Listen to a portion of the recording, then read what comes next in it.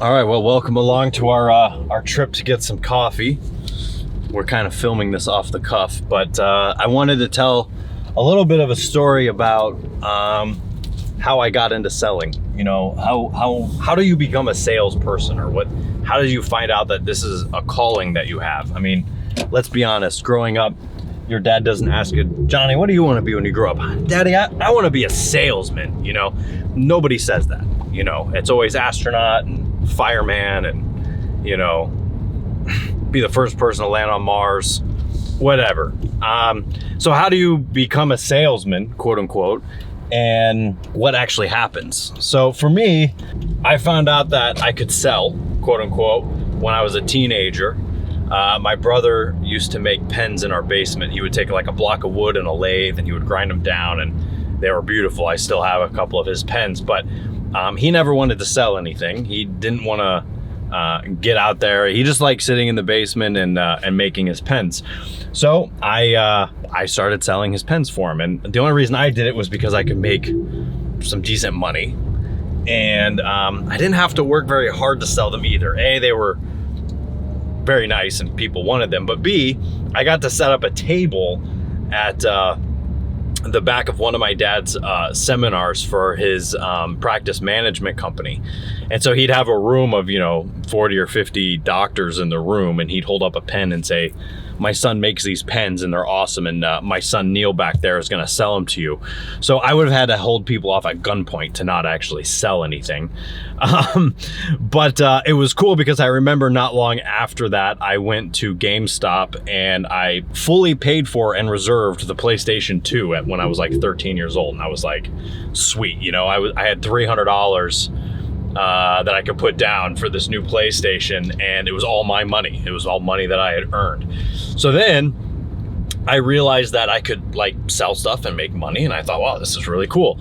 And as I got a little bit older, 1 or 2 years older, I started doing more and more management training and stuff at my dad's company, and I realized that as a salesperson, you're in control over your income. You're in control over how much money you make. I had friends going to work at grocery stores for $7 and $8 an hour, and that was just not for me. And there's nothing against that. It's just that I couldn't just show up and clock in and clock out of a job. I have to be able to create and do what I want to do. And so I started when I was 16 working at my dad's management company, and I was in charge of setting up some seminars that people would come to find out about the company. And I remember the very first seminar that I did, I was setting the seminar up. I had no idea what I was doing. And I got a couple of people signed up for it, and I would call people on the phone, and, it was okay. It wasn't a great seminar, but I remember that there was a person that came to that seminar and paid X amount of dollars to become a client with our company. And then seeing that person again a month or 2 or 3 months later, and they were like a totally different person. They were like so happy, and they thanked me for getting them to that seminar. And it was kind of like, wow, all that work I did actually, like, somebody thanked me for selling them something. And that was just like a totally weird and unique idea. Plus I realized when I got people to the meeting, it made the company that I worked for bigger, because it was getting new people in that would never have come to one of our other meetings. It was like a brand new seminar. And so I was like, wow, this is really cool. So then I started learning more and more about it. And me and my dad used to go into dental offices. And for the first 6 months, I didn't say anything.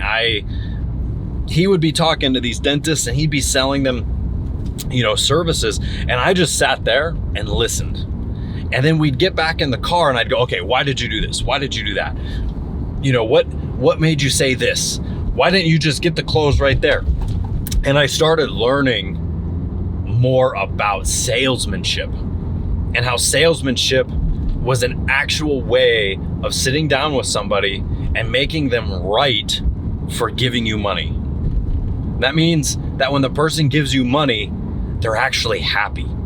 And it's really interesting because during the selling process, you'll see the prospect getting upset with you sometimes, or they're not happy. And then 5 minutes later, they're giving you a hug, giving you a kiss, inviting you out to dinner, because after they paid, they actually felt better about the whole experience. And they actually thank you for making the experience fun and pleasant. I always know that I'm doing a good job when people text me referrals to their friends that I never even asked for. So just recently, I got a text message from a client that I had signed up, and it said, Neil, this is my friend, such and such. You need to talk to her. And the friend was in the text message. So I briefly talked to this person in text, and she says, why don't you come to my office? So I come to her office and I meet her for the first time. And I was like, so what do you know about me? She's like, I don't know anything about you other than my friend said you were a really nice guy and I need to talk to you. When I get a referral like that, that is when I know I'm doing really good. That is when I know I'm doing something really right, because you actually have a person who has paid you maybe up to thousands of dollars. And they're so happy at the end of it that they're telling their friends to come and pay you thousands of dollars, and they don't even know why. That's when I know that as a salesman, I'm killing it. And I just love that experience of knowing that I get to help people. I get to control my own income. If I don't make money this week, that's on me. If I can't make my car payment or something like that, that's because I suck and I messed up. And I can't blame anybody else for not getting any sales. It's totally on me. If I don't sell something, I can't blame the world. I can't blame the economy. I can't blame anything. You have to be very determined as a salesperson. And early on, when I started to realize that people actually depended on me doing my job, I just really took that as like a validation of who I am and what I do. Your week is over. Let's say it's Friday, you're like king of the hill, you sold the most, you made thousands of dollars, you got a big fat commission check coming your way. But Monday, you're back to zero. And it's, what have you done for me lately? Because I haven't made any money this week. So I gotta bust my butt and get out there and make some more money again. And that drives you to just continue to do better. And it drives me, I live for that high and the low. I live for I just did the best week I've ever done. Now, how do I not totally butcher next week and look like a total idiot? That drives me to continue to do better, and that drives me to continue to help people. I would say the other thing that really drives me is the fact that what I do really helps people do better. The services and products that we sell aren't snake oil. I've had a lot of opportunities and I've been asked to sell a lot of different things, and I just can't sell anything. I have to be passionate about what I do. And I think, unfortunately, a lot of salesmen sell whatever company will hire them to sell their product. And you're going out there selling widgets for Joe's Widget Company, and you don't even like widgets. You don't like Joe. You just are there for a paycheck. And so that makes you sell things. That makes you get focused on the money. That makes you not help people. It's just about items. And I think that a lot of sales guys get stuck into that. And I refuse to get stuck into something like that. I will never sell or push a product that I'm not passionate about, because then I'm only there trying to make money and I'm not there trying to help the person. So I refuse to sell or do anything that I'm not passionate about or I don't believe in. But for me, over the last 16 years of selling stuff, I've just found that it's so rewarding to know that you have a product that actually changes somebody. And when I get people coming up to me and talking about how their kids are going to college and how they paid for it in cash, I feel good.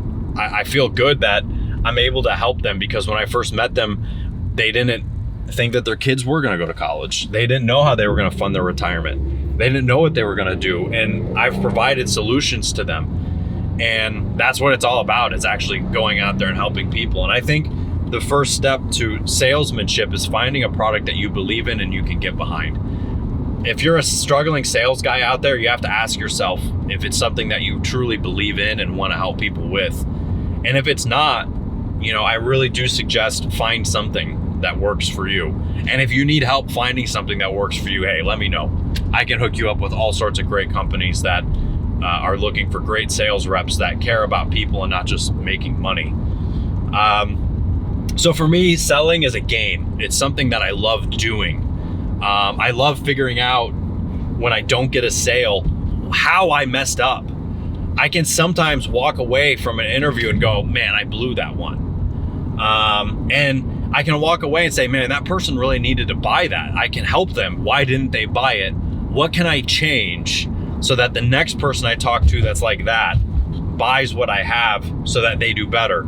Those are the types of things that I love doing, because it's like problem solving and handling somebody's life for them. So it's very interesting, and it just makes it very fun, and I'm very passionate about that. Just one day I just sort of realized, like, man, I'm a salesman. This is what I love doing. And then it turned into public speaking. You know, I used to watch my dad do seminars all the time, and one day he walks up to me right before going on stage and he says, you're doing the 10 o'clock section, and he walks on stage. I had never done it before. I had never done public speaking before, and now I have 1 hour of a heads up that I'm speaking today. And it was just like kind of surreal. So I just had to go up there and kind of wing it, and I loved it. And honestly, it was just like selling somebody, figuring it out on the spot and making it work. And so that's what I do now, and that's what I love. And I love teaching other people how to be as passionate as I am about it. And you know, I just want to make selling great again. Anyway, we're here, we're getting coffee, we're having a little fun there. I really hope that you look into the How to Control Your Income course that we just finished filming. It's going to be up for sale here probably by the time you're watching this. And I would love to help you do better in life and in sales. So we're going to get some coffee now, and you have a great day.